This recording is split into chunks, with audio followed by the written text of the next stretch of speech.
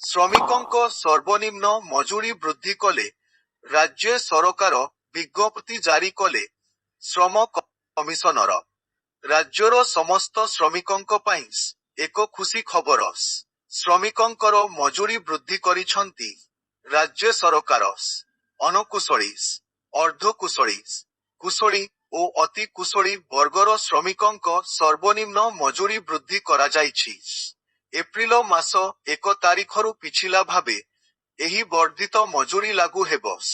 ଅଣକୁଶଳୀଙ୍କ ମଜୁରୀ 333 ରୁ 345 ଟଙ୍କା। ଅର୍ଦ୍ଧକୁଶଳୀଙ୍କ ମଜୁରୀ 373 ରୁ 385 ଟଙ୍କା।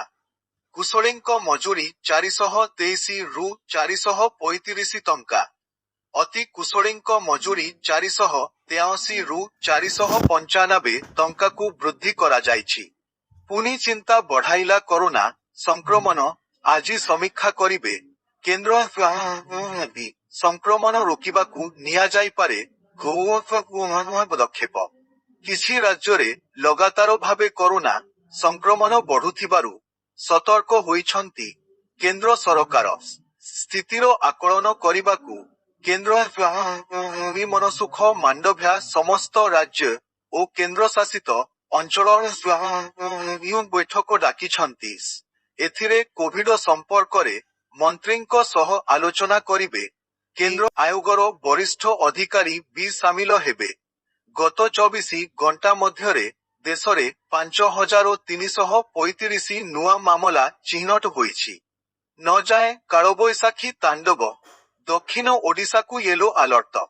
ରାଜ୍ୟରେ ତାଣ୍ଡବ ରଚୁଛି କାଳବୈଶାଖୀ। ଦିନରେ ପ୍ରବଳ ଖରା ଆଉ ଅପରାହ୍ନରେ ପ୍ରବଳ ବର୍ଷା।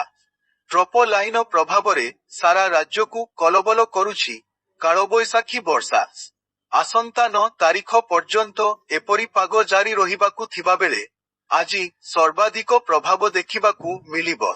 ଏଥିପାଇଁ ଗଜପତି, ଗଞ୍ଜାମ, ରାୟଗଡ଼ା ଓ କନ୍ଧମାଳରେ ବର୍ଷା ସାଙ୍ଗକୁ ଝଡ଼ ପବନ ଓ ଘଡ଼ଘଡ଼ି ବିଜୁଳି ନେଇ ୟେଲୋ ଆଲର୍ଟ ଜାରି ହୋଇଛି। ବର୍ଷା ସମୟରେ 40 ରୁ 50 କିମି ବେଗରେ ବହିବ ପବନ। ପଦ୍ମ ପୁରସ୍କାର ପ୍ରଦାନ ଉତ୍ସବରେ ଅକ୍ଷତା ମୂର୍ତ୍ତି। ବ୍ରିଟେନର ପ୍ରଥମ ମହିଳା ଅକ୍ଷତା ମୂର୍ତ୍ତି ବୁଧବାର ଦିନ ରାଷ୍ଟ୍ରପତି ଭବନରେ ଉପସ୍ଥିତ ଥିଲେ। ଅକ୍ଷତା ମୂର୍ତ୍ତିଙ୍କ ମା ସୁଧା ମୂର୍ତ୍ତିଙ୍କୁ ରାଷ୍ଟ୍ରପତି ଦ୍ରୌପଦୀ ମୁର୍ମୁ ପଦ୍ମ ଭୂଷଣ ପୁରସ୍କାର ପ୍ରଦାନ କରିଥିଲେ। ଏହି ଅବସରରେ ଅକ୍ଷତା ମୂର୍ତ୍ତିଙ୍କୁ ତାଙ୍କ ପରିବାର ସଦସ୍ୟଙ୍କ ସହ ରାଷ୍ଟ୍ରପତି ଭବନରେ ଦେଖିବାକୁ ମିଳିଥିଲା।